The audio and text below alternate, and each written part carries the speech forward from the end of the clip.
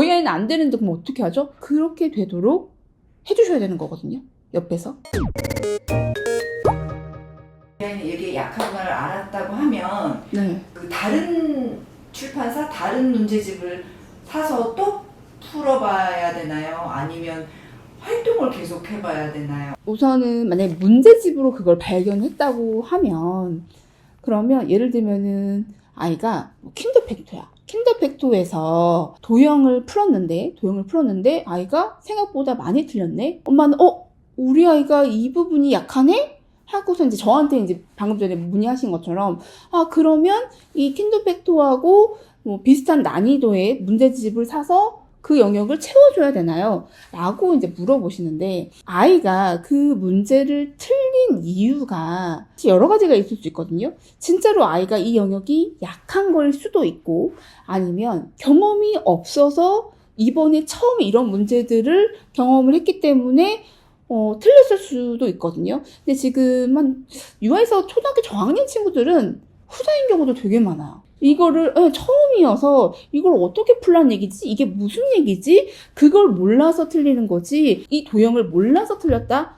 그런 것보다는 지금 처음 경험이 없었기 때문에 틀린 경우가 많아요. 그래서 저는 만약 킨더팩토에서 그렇게 많이 틀렸어. 우리 아이는 이 부분이 약한가 보다가 아니라 킨더 할 때 도형 영역에서 우리 아이가 오답이 많았었지 했어요. 그러면 여기서 한번 우리가 경험을 했잖아요. 다음 단계가 이제 퀴즈팩토예요.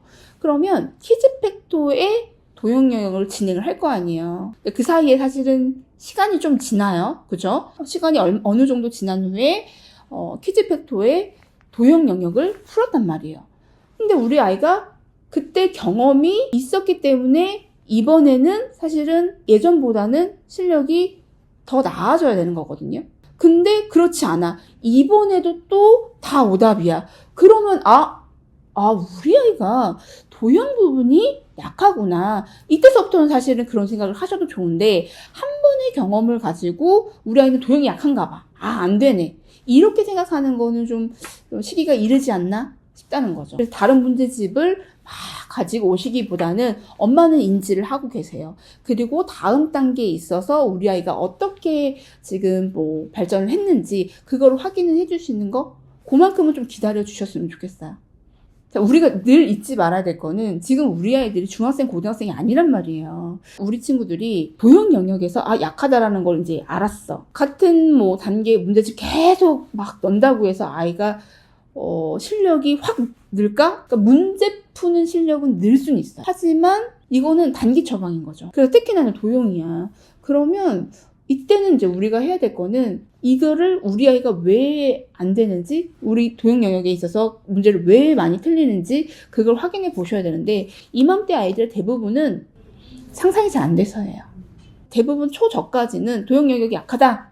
그러면 교구를 가지고 만져보는 경험이 더 필요하다는 얘기거든요. 그래서 저는 그러면 이 친구들한테는 사실은 문제집을 당분간 진행을 안 해요. 특히 도형 영역 같은 경우는 문제집 잠깐 멈출게요.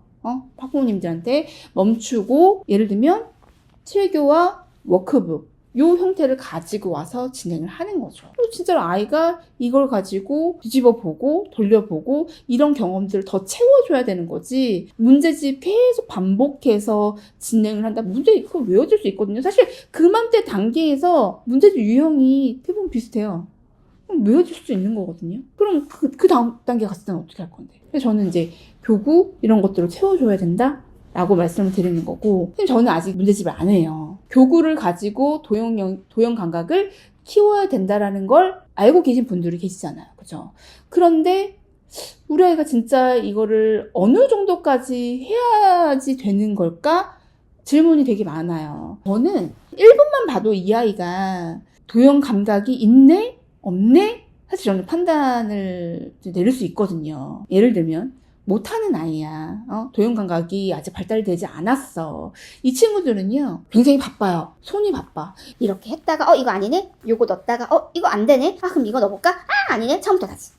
계속 이렇게 반복이거든요. 근데 이렇게 되면 아무리 교구를 백날 한다고 한들 실력이 늘지가 않아요. 도형 감각이 좋아질 수가 없는 거거든요. 잘하는 친구들을 이렇게 보잖아요.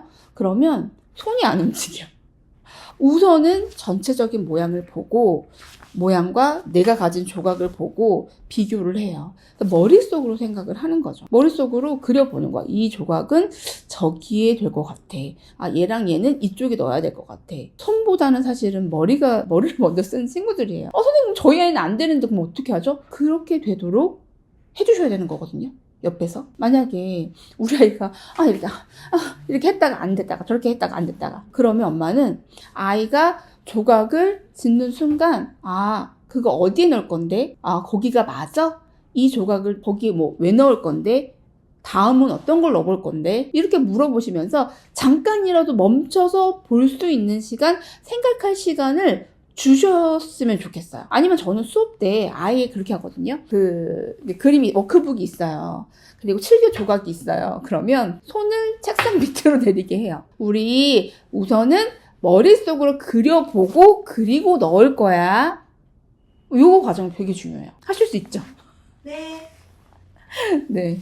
경험이 없어서 그런 경우도 있었고, 그리고 대부분의 아이들은 아직 보이지 않는 걸 상상하는 힘이 키워지지 않아서인지 그것도 파악을 하고, 그리고 나서 그거에 따른 이제 처방전을 준비를 하셔야 되는 거죠. 경험이 없어서였다면 경험을 늘려주면 되는 거고, 상상하는 힘이 부족해? 그러면 어떻게 해야 돼? 그 상상하는 힘을 길러줄 수 있도록 구체물과 지면상에서 연결을 해줄 수 있도록, 그것도 결국엔 교구 경험이에요. 그러니까 지금 이 시기에는 우리 아이들은 경험이 필요한 거예요.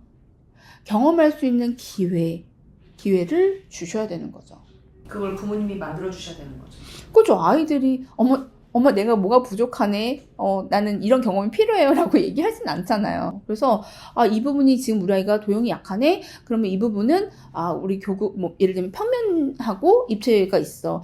우리 아이가 지금 평면은 잘 되는데 입체가 안 되네. 그러면 입체에 관련된 어떠한 교구를 준비를 해서 이거에 대한 경험을 늘려줘야 되겠네. 그럼 그 경험을 통해서 아이는 보이지 않는 걸 상상하는 힘이 길러지겠네. 이런 식으로 기대도 하고 단계별로 실력을 이제 올리게 되는 거죠. 실력 쌓아가게 되는 거죠.